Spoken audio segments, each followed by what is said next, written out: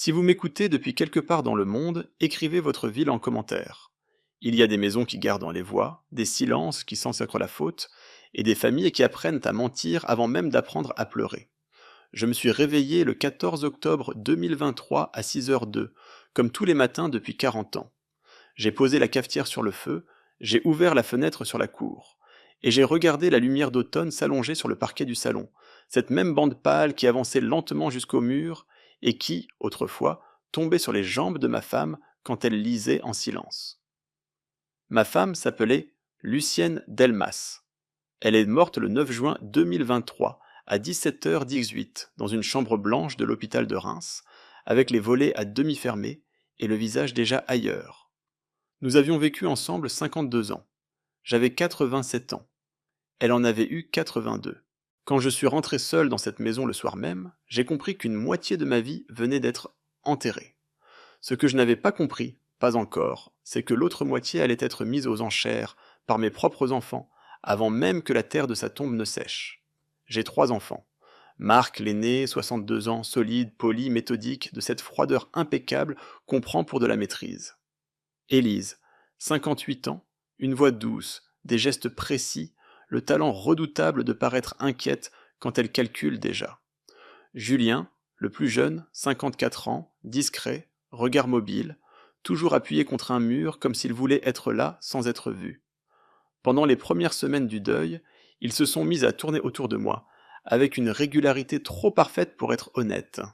Marc appelait le matin, toujours entre 9h10 et 9h25.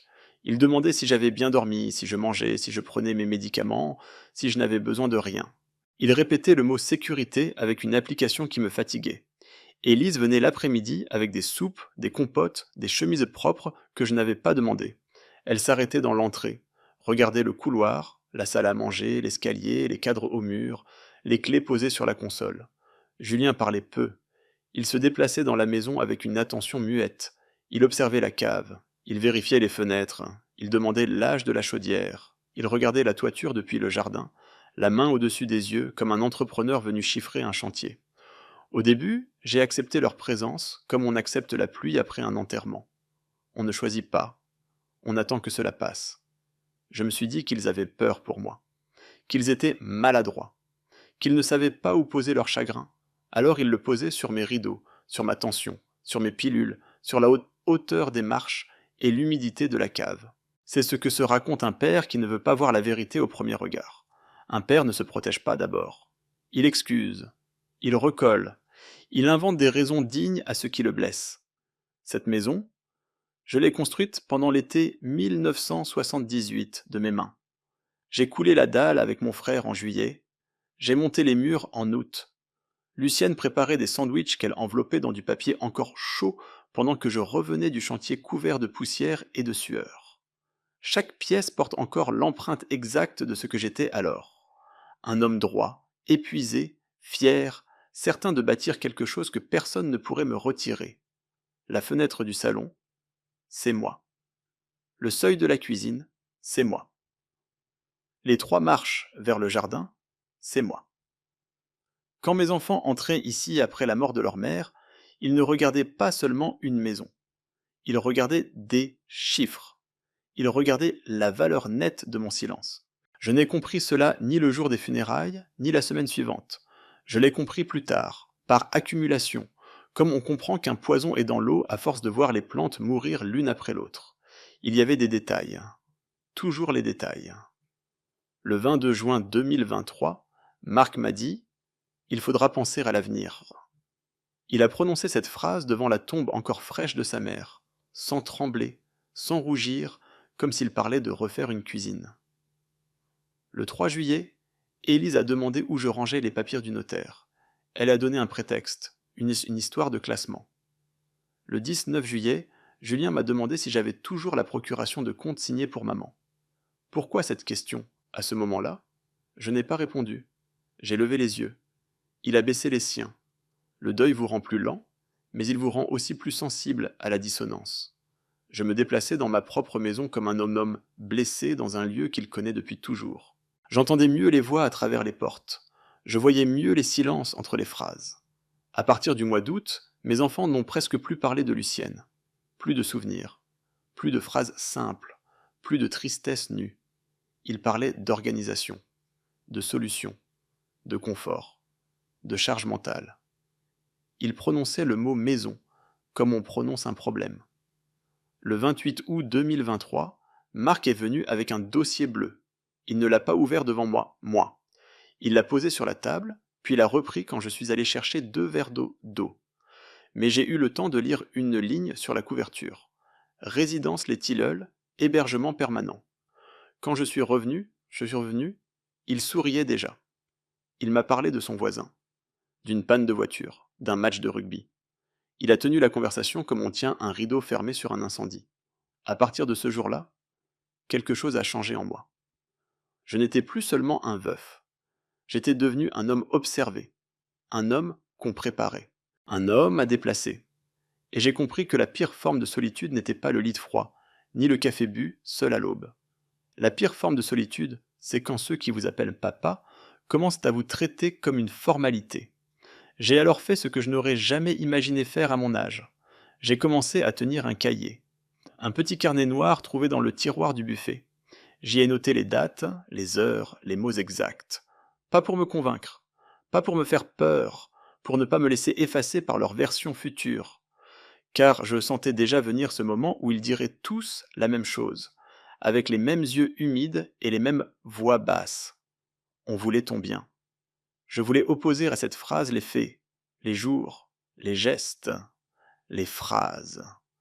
Tout ce qu'un homme sait encore faire quand on commence à lui voler sa place avant sa mort. Consigner.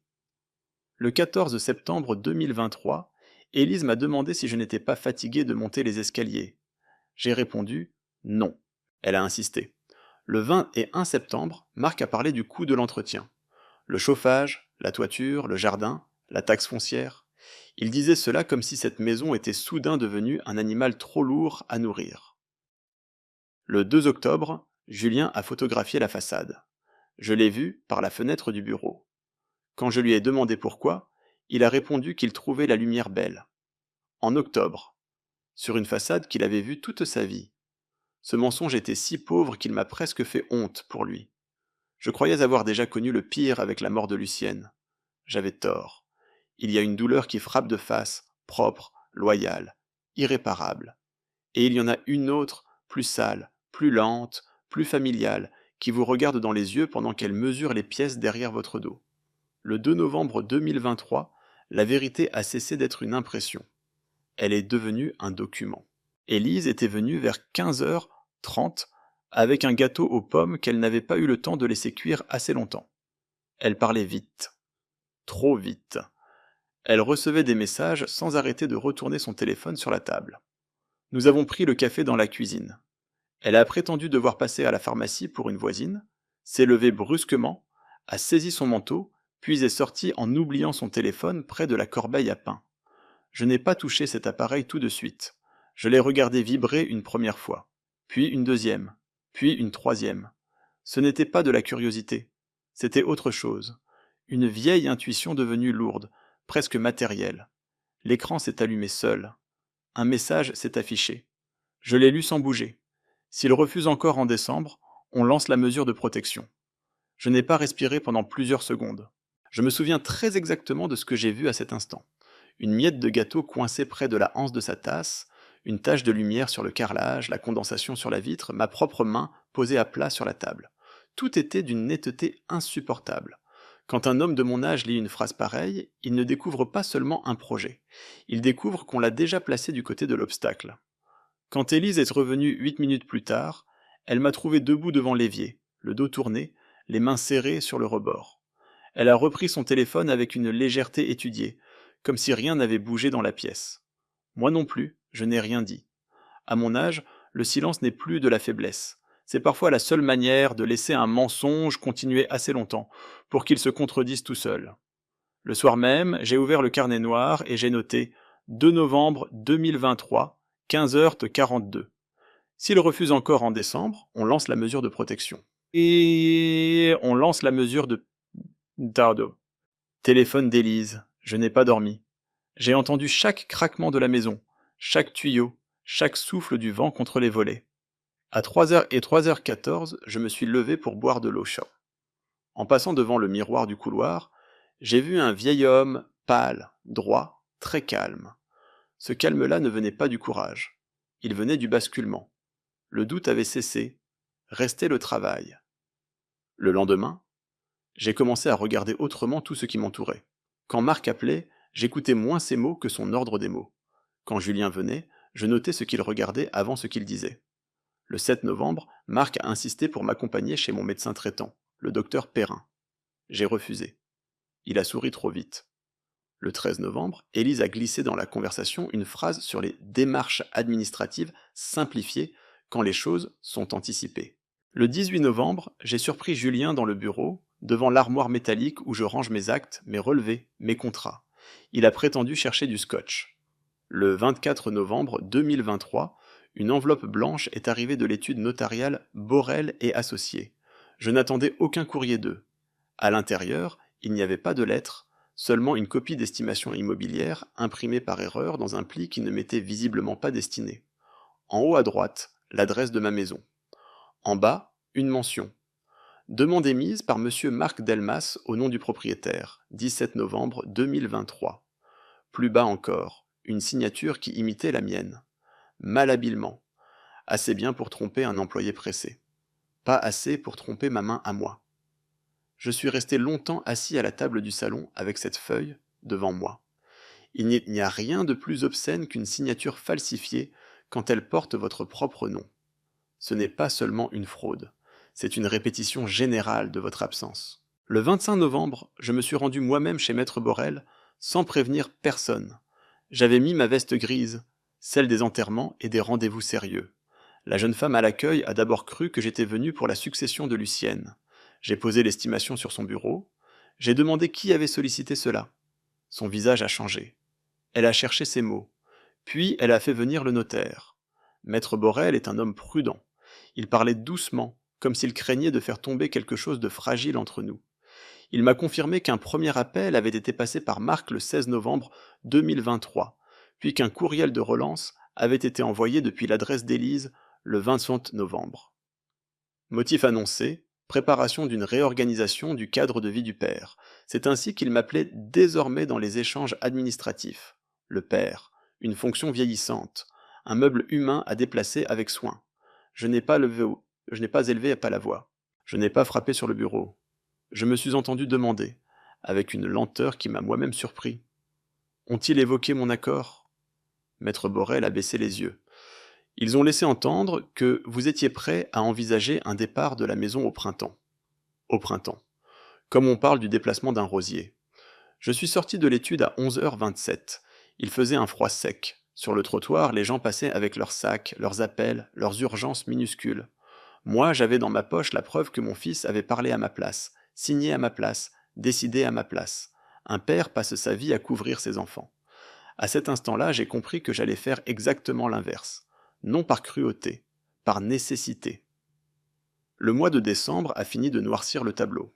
Le 3 décembre, Marc est revenu sur la question d'une résidence temporaire, le temps de refaire la toiture. Or, aucune toiture n'avait besoin d'être refaite. Le 8 décembre, Élise a appelé le docteur Perrin sans me le dire.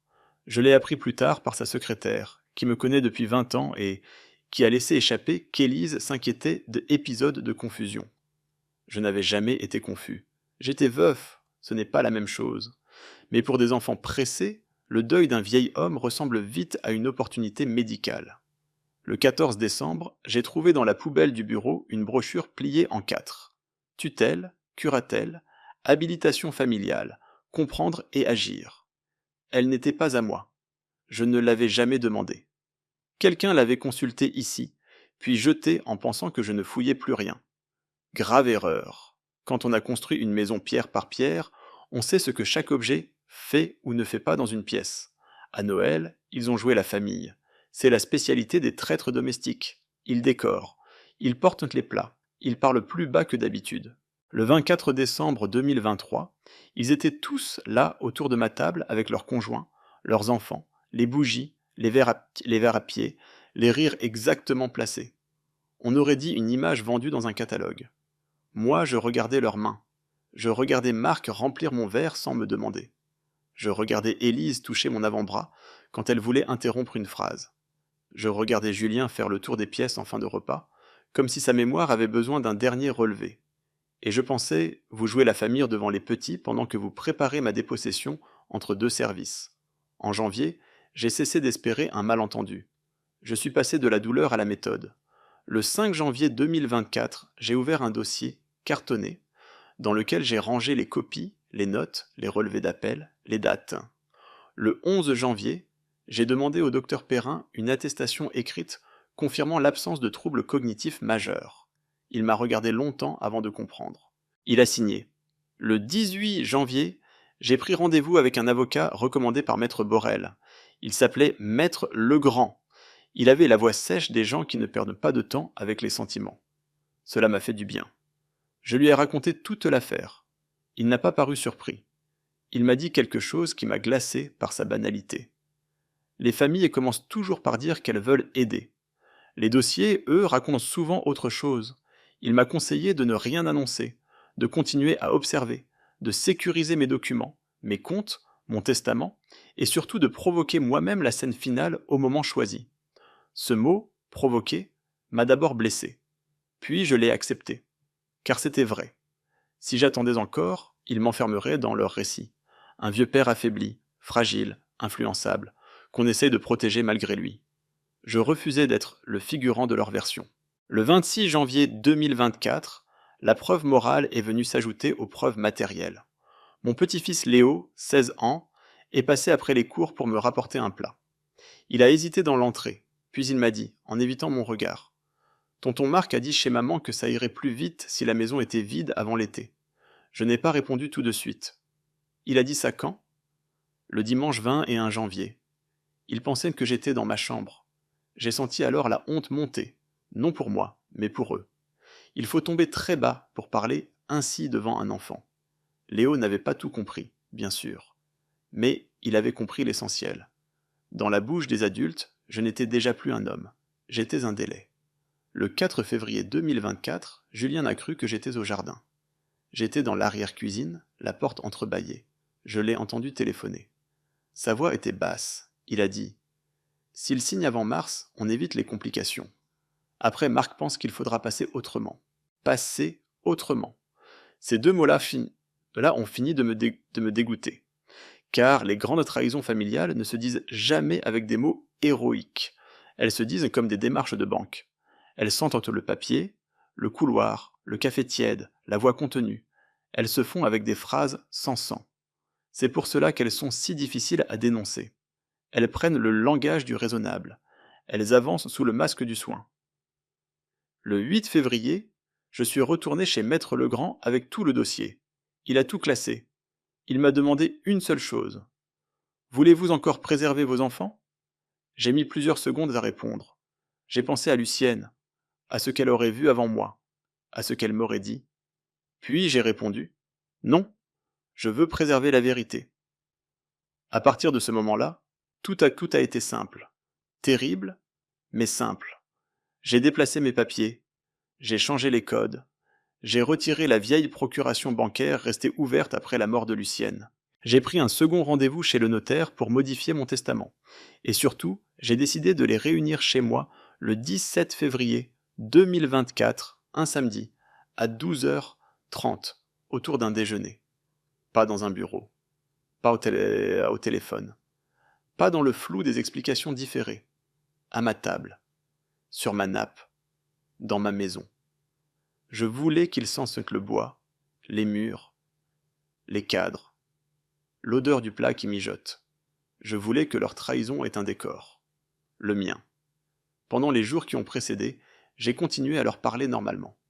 C'était cela, le plus dur. Marcher au milieu d'eux avec cette clarté dans la poitrine. Les regarder sourire, s'inquiéter, proposer, insister, pendant que je connaissais déjà la structure entière du mensonge. Le 12 février, Élise m'a demandé si je ne devrais pas alléger un peu mes responsabilités.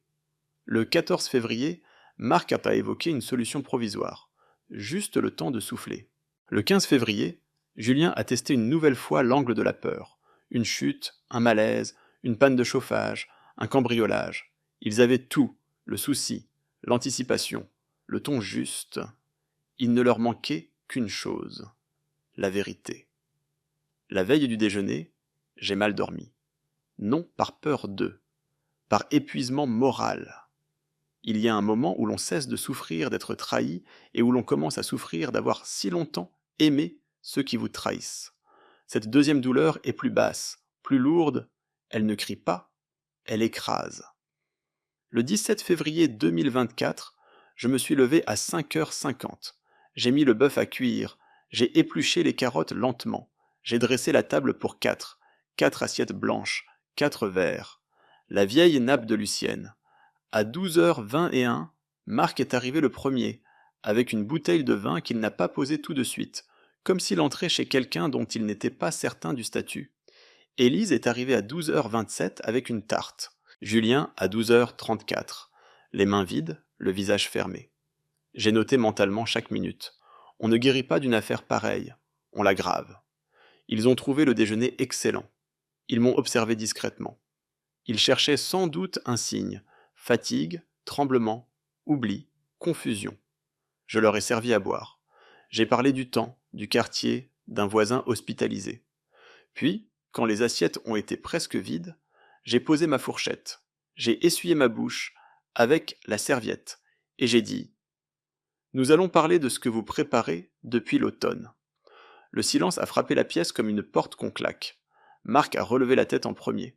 « Qu'est-ce que tu veux dire Je l'ai regardé longtemps. Je veux dire l'estimation de la maison demandée le 16 novembre 2023 en mon nom avec une fausse signature.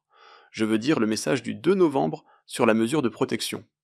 Je veux dire l'appel au docteur Perrin pour parler de confusion. Je veux dire la résidence, la brochure, la relance notariale, le « si la maison est vide avant l'été », le « s'il signe avant mars, on évite les complications ». Élise a blêmi. Julien a baissé les yeux. Marc a voulu parler, mais sa voix est restée coincée dans sa gorge pendant 1 seconde. Une seule seconde. C'est peu, c'est immense, c'est le temps exact où un masque se fissure. J'ai sorti le dossier cartonné posé sur la chaise à côté de moi. Je l'ai ouvert. J'ai aligné les pièces sur la table, une par une, comme on aligne des lames. Le message recopié avec date et heure. L'estimation. L'attestation du médecin. Les notes. Les courriels transmis par le notaire. Même la brochure retrouvée dans la poubelle. Rien d'héroïque, rien de théâtral. Seulement des preuves. C'est cela qui les a achevés. Pas ma colère. Ma précision. Élise a commencé à pleurer.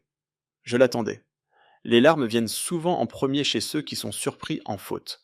Pas parce qu'ils souffrent de vous avoir blessé, parce qu'ils souffrent d'être vus. Papa, tu te trompes. On voulait juste... Je l'ai interrompu. Non, vous ne vouliez pas juste, vous vouliez vite. Marc a alors repris la parole, plus ferme, plus blanc, plus dur. Tu ne te rends pas compte dans quel état tu es depuis la mort de maman. On essaye d'anticiper. En signant à ma place, c'était pour faire avancer les choses. Lesquelles ? Il n'a pas répondu. Julien, lui, n'a presque rien dit. C'était peut-être le plus lâche des trois ou le moins entraîné. Il a regardé la nappe. J'ai pensé à Lucienne en le voyant ainsi. Elle avait porté cet enfant. Elle avait veillé ses fièvres. Elle lui avait appris à boutonner sa chemise. Et maintenant, il n'était même pas capable de soutenir le regard de son père au moment de le dépouiller, moralement. Je me suis tourné vers eux, tous les trois, et j'ai prononcé la phrase que j'avais répétée en silence toute la semaine. Votre mère est morte le 9 juin 2023. À partir de l'automne, vous avez commencé à m'enterrer vivant. Cette fois, personne n'a bougé. Il y a des phrases qu'on ne peut pas repousser. Elles restent au milieu de la table comme un verre renversé. Marc a tenté une dernière défense. On pensait à ton bien. J'ai répondu. Non. Vous pensiez à ma sortie. Puis tout est sorti d'un seul bloc. Pas des cris, pas des insultes. Quelque chose de plus terrible qu'une scène. Un inventaire moral. Je leur ai rappelé la tombe encore fraîche quand Marc parlait déjà d'avenir. Les regards d'Élise sur les clés, les papiers, les contrats. Les mensonges de Julien sur la façade photographiée, la cave, la chaudière. Je leur ai dit ce que cela fait à un homme de voir ses enfants évaluer la maison qu'il a construite pendant que son deuil est encore debout dans la cuisine. Je leur ai dit qu'ils ne m'avaient pas seulement blessé.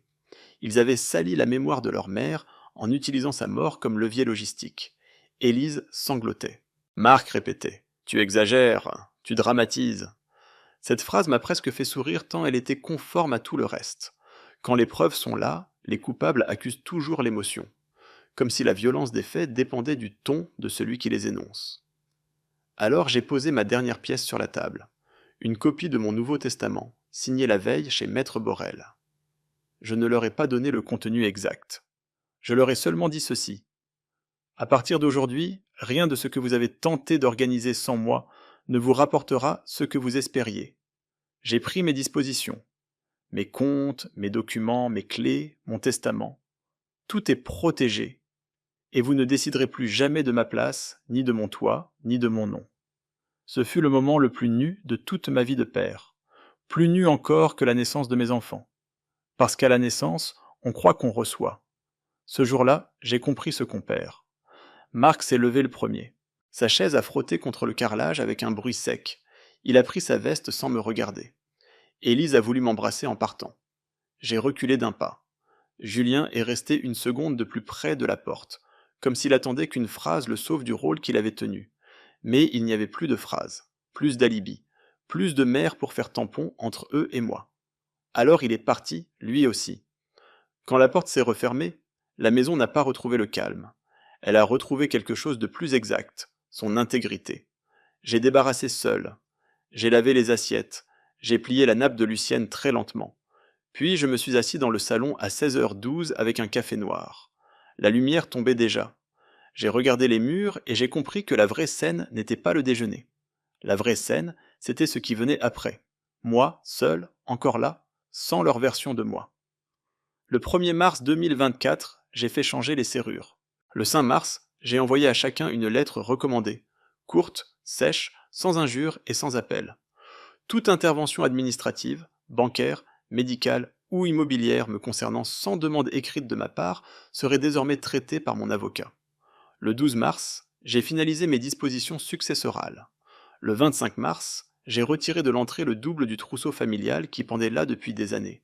Chaque geste avait la simplicité d'un acte ménager. Mais il contenait un deuil supplémentaire, celui de l'innocence. Ils ont essayé de revenir, bien sûr, par vagues. Élise la première, avec des messages à 22h14, 22h30 et 1, 23h, 3h2, parlant de malentendus, de fatigue, de maladresse, d'amour mal exprimé. Marc a envoyé un courrier plus juridique que filial, disant regretter certaines initiatives, sans reconnaître la moindre faute centrale. Julien a laissé 2 messages vocaux où sa respiration occupait plus de place que ses mots. Je n'ai pas répondu tout de suite. Il ne s'agissait plus d'obtenir des aveux. Je les avais déjà. Il s'agissait de protéger ceux qui me restaient. On parle beaucoup de la solitude des vieux. On en parle mal. On l'enrobe de pitié, de conseils, de brochures, de sourires prudents. On raconte qu'un vieil homme seul est forcément un homme diminué, vulnérable, à prendre en charge. C'est faux.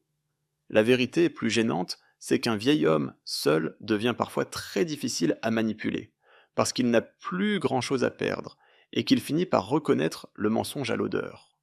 Je vis seul aujourd'hui. Oui, mais je vis sans théâtre. Je me lève toujours à 6h02, je fais mon café, j'ouvre la fenêtre sur la cour, je regarde la lumière avancer sur le parquet, le jardin est plus silencieux. Les dîners de famille ont disparu. Les anniversaires se font ailleurs.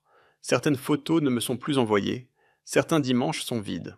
Et pourtant, je respire mieux que pendant les mois où mes enfants m'encerclaient avec leur voix attentionnée et leurs mains déjà posées sur mes papiers. Il m'arrive encore de penser à Lucienne au milieu de l'après-midi, quand la maison prend cette odeur de bois tiède qu'elle aimait. Je me demande parfois ce qu'elle aurait dit si elle avait vu tout cela. Puis je me corrige. Elle aurait vu avant moi. Les femmes de sa trempe voient toujours plus vite la dégradation morale des familles.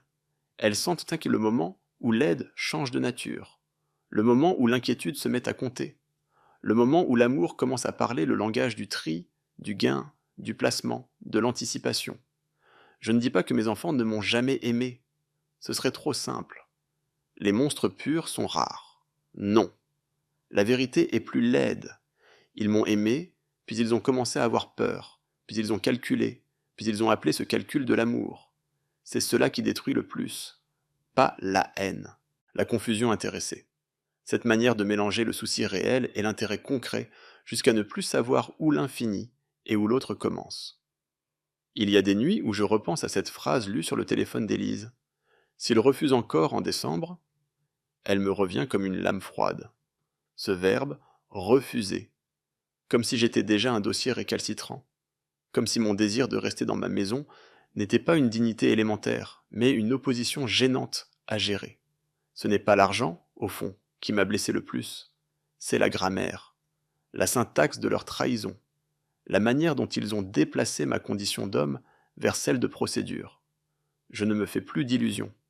Le sang ne garantit rien. Les repas de Noël ne prouvent rien. Les photos encadrées ne prouvent rien. Une famille peut vous embrasser le dimanche et préparer votre effacement le lundi. Une fille peut vous appeler mon père, avec une voix tremblante, et écrire 1 heure plus tard qu'il faut lancer une mesure de protection, si vous résistez encore. Un fils peut vous servir du vin et falsifier votre signature 15 jours plus tôt. Tout cela peut coexister dans les mêmes personnes. C'est précisément ce qui rend le drame si lourd. On ne dénonce pas des étrangers. On dénonce ceux dont on connaît la première chute à vélo, la première fièvre, la première peur du noir. J'ai appris une chose essentielle dans cette histoire. Quand la vérité est familiale, elle doit être dite avec plus de précision encore que les autres vérités. Sinon, on vous étouffe sous l'émotion, sous les souvenirs, sous la dette affective. On vous dira que vous êtes dur, qu'il faut pardonner, que tout le monde a mal agi, que le deuil a troublé les esprits, peut-être. Mais le deuil n'imite pas une signature, le chagrin n'appelle pas un notaire pour préparer le départ d'un père vivant. La fatigue n'évoque pas la maison vide avant l'été. Il faut rendre à chaque geste son nom exact, sinon la faute revient toujours habillée en sollicitude. Aujourd'hui, ma maison est plus pauvre en visite, mais plus propre en intention. Je préfère 100 fois ce silence-là au brouhaha de leur prévenance calculée. J'ai cessé d'attendre qu'ils redeviennent ceux qu'ils étaient avant que l'idée de cette maison leur entre dans la tête comme une odeur de gain. Ce deuil-là aussi s'apprend. Il n'est pas spectaculaire. Il s'installe. Il vous accompagne quand vous arrosez une plante, quand vous fermez un volet, quand vous retrouvez un vieux torchon plié par la femme morte. Il n'y a pas de fin brillante à une trahison pareille.